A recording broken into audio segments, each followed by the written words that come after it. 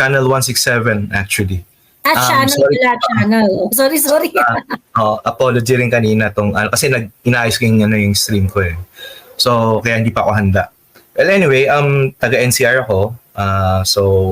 Channel 167 ginawa ko to kasi isa ako sa mga nabudol.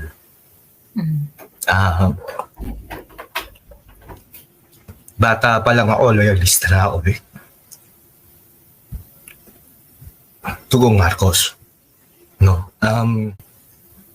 I wasn't expecting na magiging ganito ang aksyon ng administrasyong ito.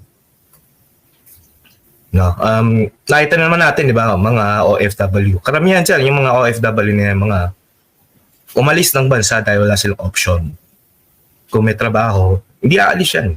Hindi nila ipagpapalit ang pera sa kanilang pamilya. Tapos, binoto nila si BBM. Dahil akala nila, si BBM magiging sagot ng kanilang pag-asenso sa buhay. Dahil siya lang bukod tangi ang ang nangako ng continuity from Duterte. Kaya nakakasama ng loob kasi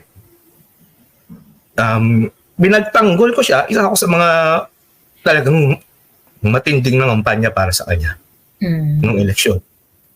Kaya ngayon dahil sa pagkakamaling ito, ginawa ko tong Channel 167 so that may tubit ng pagkakamaling ito. Kung gaano ko kalakas na ipaglaban si BBM nung panahon na nangangampanya siya, ganon din. Dodoblein ko ang pangangampanya ko para bumaksak ka. No? So, panawagan din sa mga susunod na magsasalita. Wag na po tayong umasa, hindi na po magbabago ang taong to. Malaki ang bagahe, mabigat ang bagahe ng taong to. Kitang-kita naman natin. So, wag na tayong umasa magbabago to. Panawagan na lang siguro natin is bumaba ka na, BBM. Hindi ka namin kailangan. Kailangan namin ng tunay na pagbabago. Yun lang. Channel 167, matanong ko lang total meron pa tayong 2 minuto. So, loyalist talaga kayo? No, actually, I speak for myself.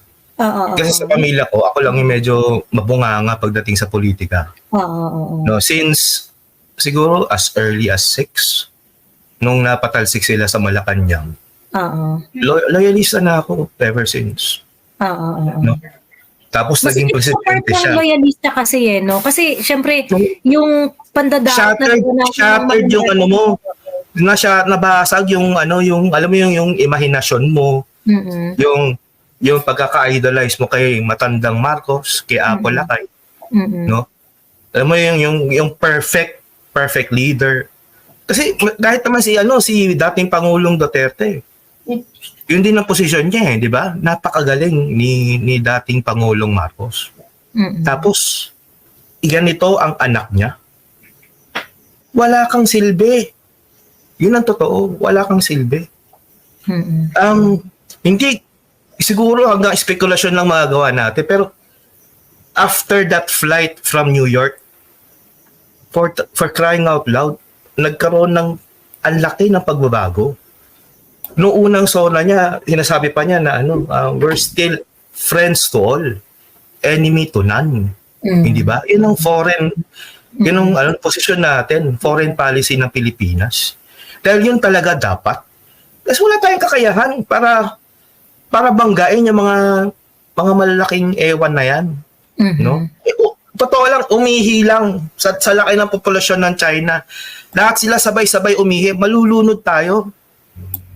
No? Wag na lang missile, wag na lang armaments, wag na lang bala, wag na lang baril. No? Umihi lang sila sabay-sabay, malulunod tayo rito. No? Ay, kaya so yun, panawagan ko lang siguro sa mga susunod pang labas natin yung boses natin, sabihin natin, bumaba ka na lang dyan dahil wala kang silbi. No? Nanonood sila, mapapanood nila to. Hindi ka namin kailangan, BBM. Bumaba ka na dyan.